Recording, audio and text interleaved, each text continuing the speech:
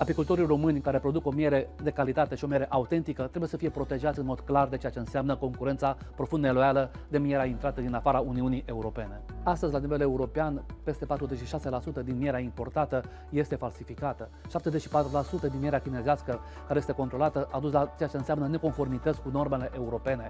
În 2019, prețul mediu a mierii din China a fost de 1,24 de euro, în timp ce costurile medii pentru producția din interiorul Uniunii Europene erau de aproximativ 4 euro.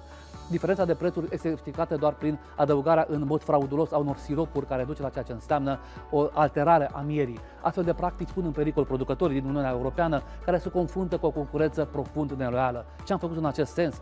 Am schimbat legislația europeană. În calitate de raportor al directivei privind mierea, am introdus un sistem de etichetare mai corect, mai clar, care să ofere consumatorilor informații precise despre originea mierii și în același timp compoziția acesteia.